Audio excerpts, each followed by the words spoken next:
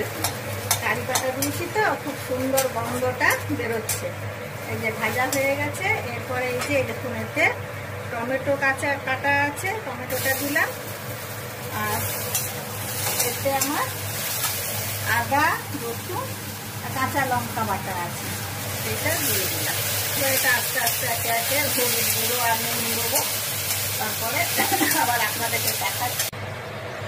কেমন আছেন সকলে বন্ধুরা? আশা করি ভালোই আছেন। হ্যাঁ দেখুন আজকে একটা ঢ্যাঁড়সেরই রেসিপি, কিন্তু নতুন রকমের। হ্যাঁ নতুনভাবে বানাবো। দেখুন আপনারা আমার সঙ্গে থাকবেন। ঢ্যাঁড়সগুলোর মাথাটা পেছনটা কেটে নিয়েছি আর গাগুলো একটু একটু দাগ করে নিয়েছি, এই দেখুন। হ্যাঁ এবার নুন হলুদ মাখিয়েছি, মাখিয়ে কড়াইয়ে তেল গরম হচ্ছে, ভেজে ভাজবো, লাল করে একটু ভাজবো।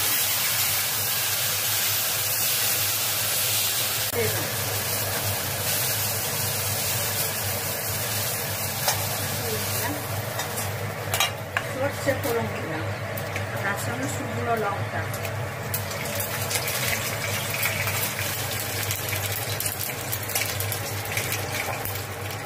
এই দেখো কোচানো পেঁয়াজ, একটা গোটা পেঁয়াজকে কুচিয়ে রেখেছি, সেই কোচানো পেঁয়াজটা এতে দিয়ে দিলাম। একটি ভাজা মশলা বানাবো, গরম মশলা ভাজা সব রকম মিলিয়ে। হ্যাঁ এই দেখুন একটা শুকনো লঙ্কা দিয়েছি, একটি তেজপাতা, তেজপাতাটাকে ভালো করে হাতে করে ছিঁড়ে নিলাম।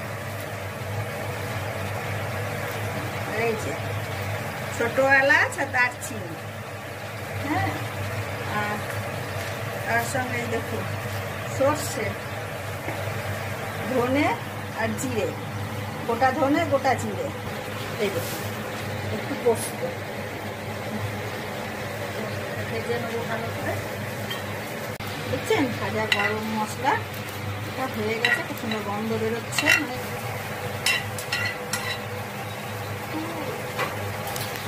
হয়ে গেছে।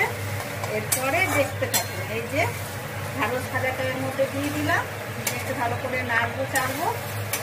আপনারা চাইলে দই থাকলে দইও দিতে পারেন বা লেবুর রসও দিতে পারেন।